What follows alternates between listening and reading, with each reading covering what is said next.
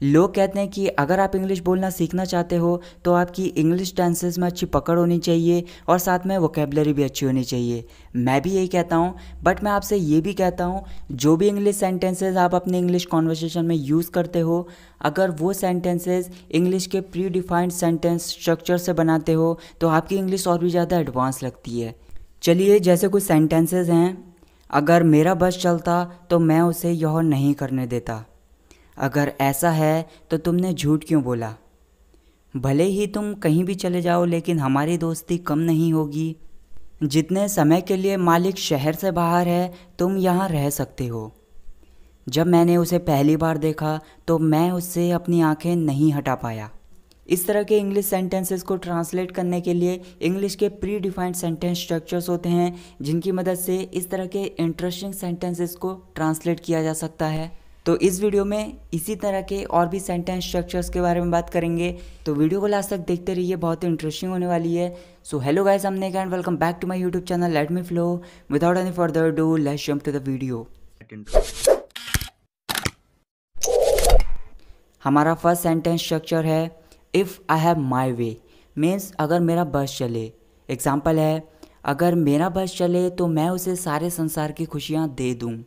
If I have my way, so I will provide her the pleasure of whole world.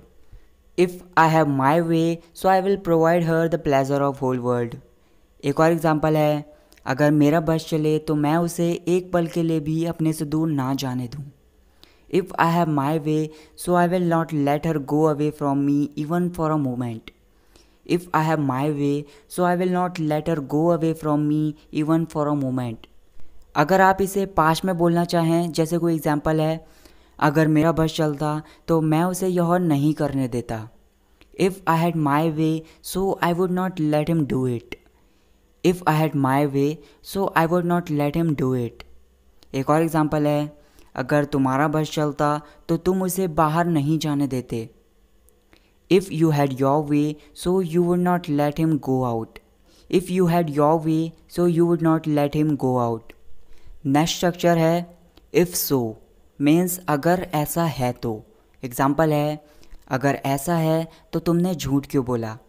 If so why did you tell a lie. If so why did you tell a lie. एक और example है, अगर ऐसा है तो तुम्हें उससे शादी नहीं करनी चाहिए। If so you should not marry her. If so you should not marry her. Next structure है can't take my eyes off. चलिए एग्जांपल्स लेते हैं। जब मैंने उसे पहली बार देखा तो मैं उससे अपनी आंखें नहीं हटा पाया। When I saw her for the first time, I couldn't take my eyes off of her. When I saw her for the first time, I couldn't take my eyes off of her. एक और example है, तुम्हारा बच्चा बहुत ही प्यारा है, मैं उससे अपनी निगाहें नहीं हटा पा रहा हूँ। Your child is so adorable, I'm not able to take my eyes off of that. Your child is so adorable, I'm not able to take my eyes off of that. Fourth structure है alive with, means भरा हुआ होना। Example है, बस सवारियों से भरी हुई थी। आप इसके लिए बोल सकते हैं बस वॉज alive with passengers. बस वॉज alive with passengers. एक और एग्जाम्पल है, दिल्ली में अस्पताल मरीजों से भरा हुआ है। The hospital is alive with patients in Delhi. The hospital is alive with patients in Delhi. Next sentence structure है इवन इफ, मीन्स भले ही।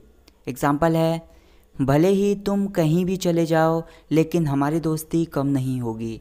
आप इसको ऐसे भी बोल सकते हैं, चाहे तुम कहीं भी चले जाओ लेकिन हमारी दोस्ती कम नहीं होगी। Even if you go anywhere we will not have weak bond in our friendship. Even if you go anywhere we will not have weak bond in our friendship. एक और एग्जाम्पल है, भले ही तुम मुझे जान से मार दो लेकिन मैं यह काम नहीं करूँगा। Even if you kill me but I will not do this work. Even if you kill me but I will not do this work. मुझे लास्ट वीडियो में या फिर सेकेंड लास्ट वीडियो में कमेंट आया था कि इन ऑर्डर टू और in terms of को एग्जाम्पल्स के साथ समझाइए। चलिए इसके बारे में बात कर लेते हैं। इन ऑर्डर टू का मतलब होता है के लिए। चलिए एग्जाम्पल लेते हैं, हमें अपने गोल को अचीव करने के लिए या फिर हमने जो भी गोल सोच रखा है उसको पाने के लिए हमें अपने आलस से छुटकारा पाना पड़ेगा। We need to get rid of our laziness in order to achieve our goals. We need to get rid of our laziness in order to achieve our goals. एक और एग्जांपल है, हमें अच्छे अंकों की प्राप्ति के लिए बहुत ज़्यादा पढ़ाई करनी पड़ेगी. We need to study hard in order to get good marks. We need to study hard in order to get good marks. Next structure है हमारा so long, मीन्स जितनी देर या फिर जितने समय के लिए. एग्जाम्पल है, जितनी देर वह घर से बाहर है मुझसे बात कर लो. Talk to me so long he is out of home. Talk to me so long he is out of home. एक और एग्जाम्पल है, जितने समय के लिए मालिक शहर से बाहर है तुम यहाँ रह सकते हो. You can stay here so long owner is out of the city. You can stay here so long owner is out of the city. Next structure है हमारा इन टर्म्स ऑफ, मीन्स के संबंध में या फिर के मामले में या फिर के हिसाब से. एग्जाम्पल है, होटल खाने के हिसाब से बढ़िया था. Hotel was good in terms of food. Hotel was good in terms of food. एक और एग्जाम्पल है, वह खाना बनाने के हिसाब से बढ़िया है. She is good in terms of cooking. She is good in terms of cooking. Next sentence structure है हमारा इट अपीयर्स दैट या फिर इट सीम्स दैट. इसका मतलब होता है ऐसा लगता है. एग्जाम्पल है, ऐसा लगता है कि बारिश नहीं रुकेगी. It seems that rain will not stop. It seems that rain will not stop.